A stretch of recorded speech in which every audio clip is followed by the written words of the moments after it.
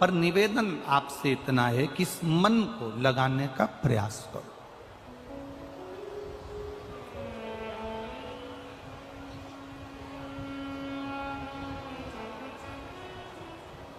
इस चित्त को परमात्मा में लगाने का प्रयास करो।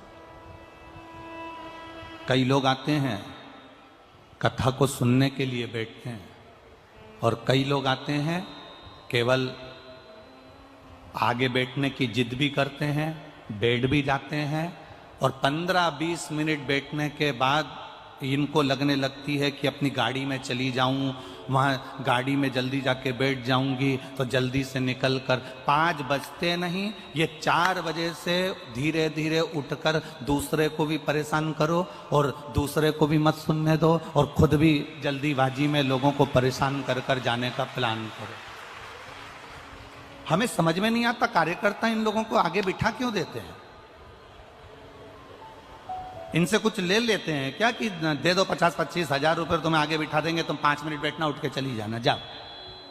4 लोगों को कष्ट भी दो, परेशान भी करो, पहले झगड़ के आगे बैठो भी सही, और उसके बाद में 5 बजे नहीं, उससे पहले जाने की अपनी गाड़ी में बैठ जाऊं और जल्दी जाने का तुक लगा लें। कितने लोग परेशान होते हैं तुम्हारे चक्कर में, जिनकी चित्त वृत्ति में, इससे तो घर में बैठकर कथा सुनना अच्छा है, या फिर पीछे वो पंडाल बना हुआ आखिरी का भोजनशाला वाला, उसमें आराम से बैठो, जाओ, सुनो, भक्ति का रस तत्व ग्रहण करो।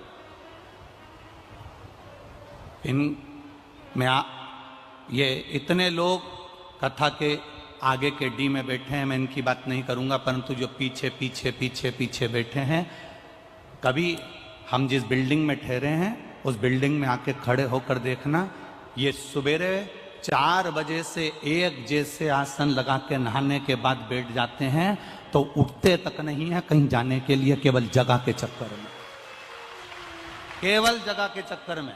और ये कार्यकर्ताओं से पूछना, ये वनखंडेश्वर महादेव कमेटी से पूछना, इन्होंने इतनी कथा करवाई होगी, इतने बड़े बड़े संत, साधु, सन्यासी, तपस्वी, साधक, उपासक सब आए होंगे, जिन्होंने अपनी निर्मल वाणी से यहाँ प्रवचन दिया होगा, कथा करी होगी, पर इस वनखंडेश्वर महादेव कमेटी से पूछना कि ऐसे शिव भक्त इन्होंने कभी जिंदगी में नहीं देखे होंगे जो सुबह 4 बजे से जगह संभाल कर बैठते हैं। इस कमेटी के लोगों से पूछना कि इन्होंने इस कथा में क्या पाया, इस कमेटी के लोगों से पूछना कि इस कथा में इन्होंने क्या देखा, इस कमेटी के लोगों से पूछना कि इस कथा में तुमने क्या नया देखा, तो ये आपको बताएंगे कि रात भर सत्संग चलता है, दिन में कथा पूरी हो जाती है, और रात भर भजन चलता है, रात को 1-1 बजे तक भंडारे चलते हैं, लोग उनका दर्शन करने आते हैं, सुबह उठकर 4 बजे से लोग स्नान कर कर फिर बैठ जाते हैं। क्या चलता है? दूसरी कथाओं का स्मरण करोगे तो हमें नहीं मालूम कि उसमें यह सब होता है कि नहीं होता, पर शिव महापुराण का एक तत्व ही अलग है, शंकर के ओघड़ी का तत्व ही अलग है। और जितने कार्यकर्ता यहाँ सेवा में लगे हुए हैं, जितने तुम्हारे यहाँ वेद पुराण हुए हैं उसमें और इसमें एक अंतर तुमको लगेगा, इसमें सेवा का आनंद आएगा, इसमें सेवा से ऊपोगे नहीं, तुम्हें सेवा से उपज नहीं होगी कि अब मैं थक गया, इसमें सेवा का आनंद आएगा। कोई अगर बांट रहा होगा ना, तुम खड़े हो जाओगे, लाओ मैं दोना दे देता हूं, ला तुम खिचड़ी भरो, लाओ तुम पोहा भरो, लाओ तुम पूड़ी दो, मैं देता हूं, इसमें सेवा का आनंद आता है।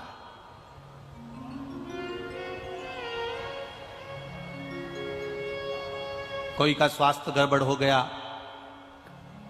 वनखंडेश्वर महादेव कमेटी के लोग यहां खड़े होकर माइक में बोल रहे, डॉक्टर साहब की टीम जहां कहीं भी हो वो यहां पर आ जाए और आगे आकर सेवा करे। हम ऐसे डॉक्टर साहब को भी नमन करते हैं और ऐसे वनखंडेश्वर समिति को भी नमन करते हैं जो आवाज लगाकर बुला रहा है। टीम कहाँ है डॉक्टर साहब की? बुलाओ उनको और जल्दी से दिखाओ इनको, बुलाओ उनको, दिखाओ इनको।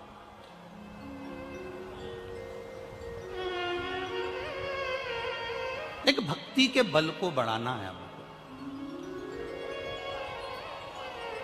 और जब भक्ति का बल बढ़ेगा, शरीर से तुम ये मत सोचना कि मैं हाथ से सेवा करूंगी तो भगवान प्रसन्न हो जाएगा, मैं चलकर कथा में पहुंचूंगी तो भगवान प्रसन्न हो जाएगा, मैं नयनों से दर्शन कर लूंगी तो भगवान प्रसन्न हो जाएगा, मैं कानों से कथा सुन लूंगी तो भगवान प्रसन्न हो जाएगा। भगवान को प्रसन्न करने का सबसे पहला तरीका है तुम्हारा दिल, तुम्हारा हृदय, तुम्हारा मन तुम परमात्मा से लगाने का प्रयास करिए। जब तुम्हारा हृदय, तुम्हारा दिल, तुम्हारा मन परमात्मा से लग जाएगा तब भगवान खुद प्रसन्न हो जाएगा।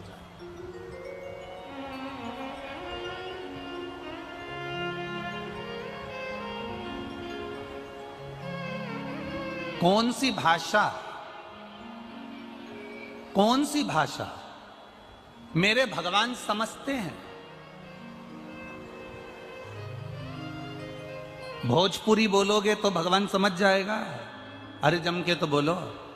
गुजराती बोलोगे तो समझ जाएगा, अंग्रेजी बोलोगे तो समझ जाएगा, मराठी बोलोगे तो समझ जाएगा, तमिल की बोलोगे तो समझ जाएगा, मद्रास की भाषा बोलोगे। करा कि तुम उत्तर प्रदेश में रहते हो, गुजरात जाते हो तो गुजरात की भाषा तुम्हें नहीं आती, महाराष्ट्र जाते हो तो महाराष्ट्र की भाषा तुम्हें नहीं आती, महाराष्ट्र के लोग यहाँ आते हैं तो उनको उत्तर प्रदेश की भाषा नहीं आती, जो यहाँ से वहाँ जा रहा है उसको वहाँ की भाषा नहीं आ रही, वो वहाँ से यहाँ आ रहा है उसको वहाँ की भाषा नहीं आ रही। जरा विचार करना, मेरे भोलेनाथ गुजराती की भी भाषा सुनते हैं, मेरे भोलेनाथ मराठी की भी भाषा सुनते हैं, मेरे भोलेनाथ तमिल की भी भाषा सुनते हैं, मेरे भोलेनाथ बंगाली भी भाषा सुनते हैं, मेरे भोलेनाथ मद्रासी भी सुनते हैं, मेरे भोलेनाथ उत्तराखंड की भी सुनते हैं, मेरे भोलेनाथ असम की भी सुनते हैं। कभी विचार करना, क्या मेरे भगवान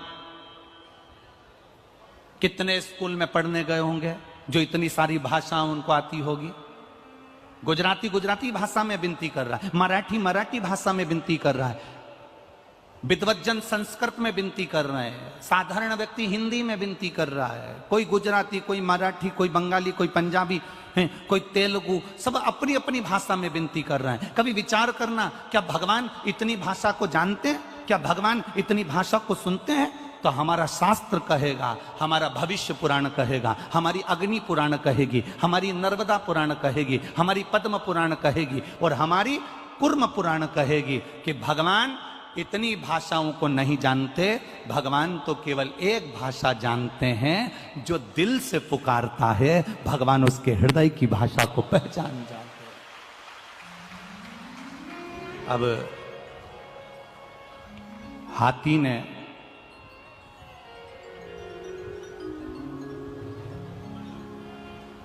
श्रीमद् भागवत सुनिए आप लोगों ने?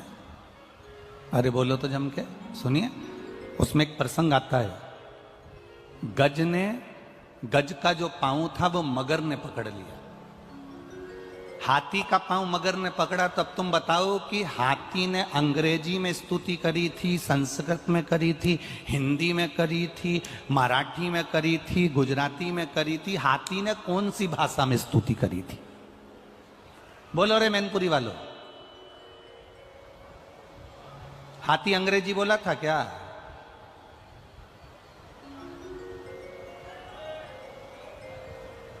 अच्छा, एक बहुत पढ़े हुए लोग रहते हैं ना, जो बात बात में अंग्रेजी झाड़ते हैं, जरा जरा सी बात में अंग्रेजी के शब्द बोलते हैं। कई लोग ऐसे भी होते हैं व्यासपीठ पर बैठकर भी अंग्रेजी के शब्दों का प्रयोग करना चाहते हैं जिससे हमारी वैल्यू बढ़े। जो अंग्रेजी पढ़े हुए हैं जरा जरा सी बात में अंग्रेजी बोलते हैं। एक विचार करना, उस अंग्रेजी पढ़े हुए व्यक्ति के पीछे कुत्ता लग गया। अब तुम कुत्ते के सामने कह रहे excuse me excuse me excuse me please please please.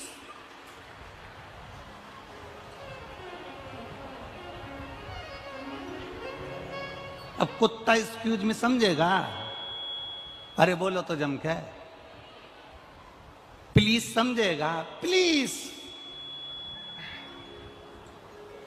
Please excuse.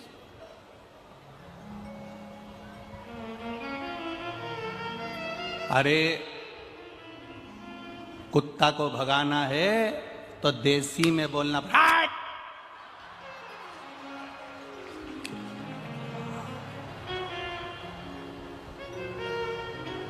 अब तुम सिर पे excuse me please excuse me, सब कुत्ता क्या समझे तुम्हारा excuse me please, excuse me, don't touch, please please please. कुत्ता क्या, यहां तो देसी बोलना पड़ेगा।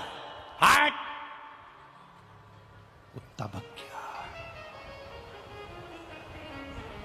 अब तुम कहो कि भगवान गुजराती समझता होगा, भगवान अंग्रेजी समझता होगा, भगवान हिंदी समझता होगा, भगवान संस्कृत समझता होगा, भगवान बंगाली समझता होगा, भगवान ये समझता होगा।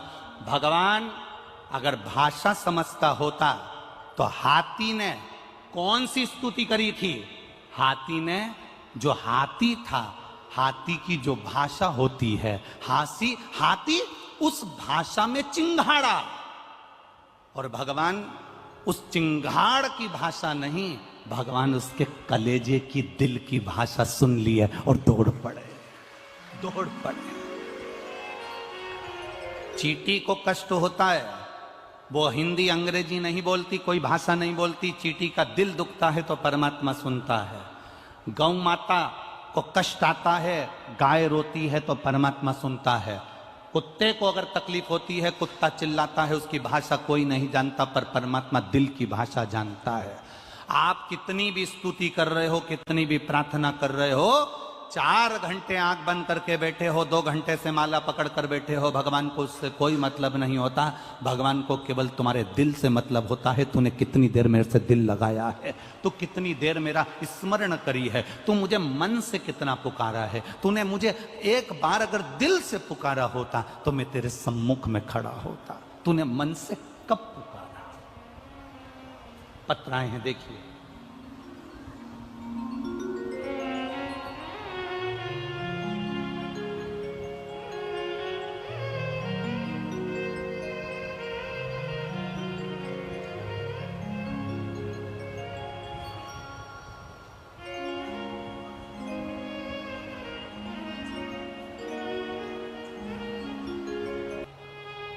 एक शिव का विश्वास, एक शिव का भरोसा हमारी जिंदगी को सार्थकता दे।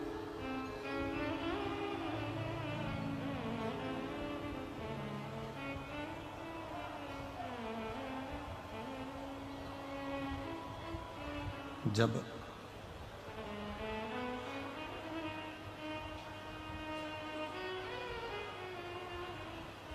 शिव की अविरल भक्ति की ओर हम बढ़े,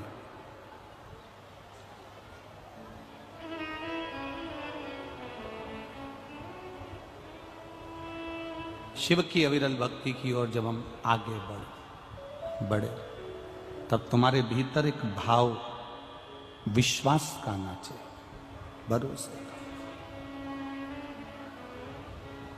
शरीर से भजन नहीं करना है।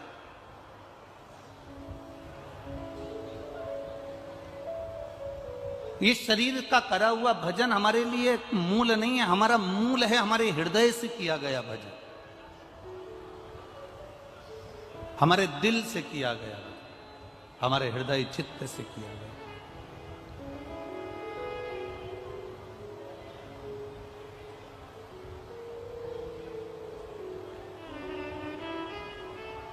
और जब हमारे हृदय चित्त से हम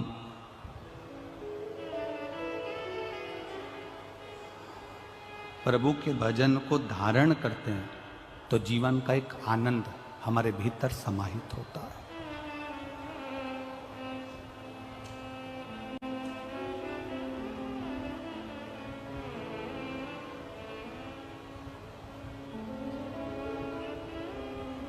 एक हमारे भीतर एक जीवन का एक सुख समाहित होता है। आज आप लोगों को एक बात कहना चाहते हैं, अगर थोड़ा सा आप स्वीकार करें तो जितने लोग आस्था चैनल पर कथा सुन रहे हैं और जितने लोग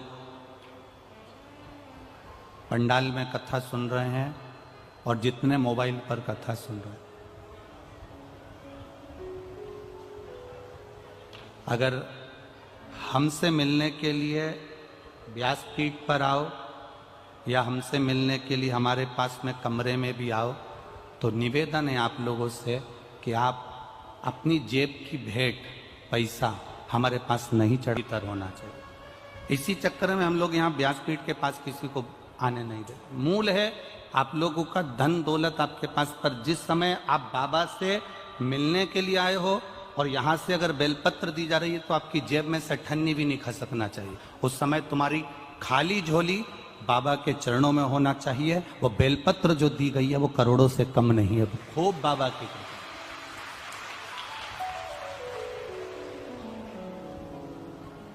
आप करो शिव की भक्ति, मना नहीं।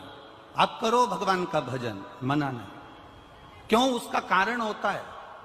एक बेलपत्र अगर व्यासपीठ की दे रहे हैं तो ये दुनिया की सारी पूंजी से बढ़िया। हम फिर कहते हैं ये इतने लोग लाइन से बेलपत्र लेकर यहाँ से निकलते हैं, जाते हैं, इनको लगता होगा कि माला की मूलता है, गुरुजी को रुपट्टा पहना देंगे उसकी मूलता है। ना बाबू, तुम अगर आए हो, प्रणाम करा है, पोथी की एक बेलपत्र तुमको मिल गई ना, उस बेलपत्र को जिस दिन तुम समझ गए तुम्हारी जिंदगी संवर गई, समझ लो। उस बेलपत्र की महत्वता को समझो, तो उसको स्वीकार तो करो। सीहोर का रुद्राक्ष, व्यासपीठ की बेलपत्र क्या रखती है मायना, जिस दिन समझ में आ गया ये जिंदगी का वो सुख है। देखा अपने जीवन में बड़े से बड़ी बीमारी में लोग, कैंसर हो, लीवर हो, किडनी हो। तो हमारा जितने लोग आस्था चैनल से सुन रहे हैं, जितने लोग कथा के पंडाल में सुन रहे हैं और जितनी जगह आगे भी कथाओं का स्मरण हो, उस पर ध्यान दीजिए। भक्ति के बल को बढ़ाओ। और एक निवेदन और है, वो भी यहां के लोग श्रवण कर लें और बाहर के लोग भी श्रवण कर लें। पानी का पाउच या पानी की बोतल या बिस्कुट का पैकेट पंडाल के अंदर कोई भी फेंक कर किसी को नहीं देगा। लोगों की आंख के चश्मे टूट जाते हैं, उनके चेहरे पर लग जाती है। इसलिए सावधानी रखें। अगर आप बांट रहे हैं, हाथ में दीजिए। किसी के चेहरे पर, कई माताओं के चश्मे टूट गए, किसी की आंख में लग जाती है, आप तो फेंक देते हो, कोई ने देखा कि ना देखा, और आपने फेंक दिया और उसको लग गई। प्रयास करो। इसलिए हम कथा में कहते हैं अपने घर से चलो तो कितनी पानी की बोतल, जम के बोलो जरा, 2 पानी की बोतल लेकर चलो।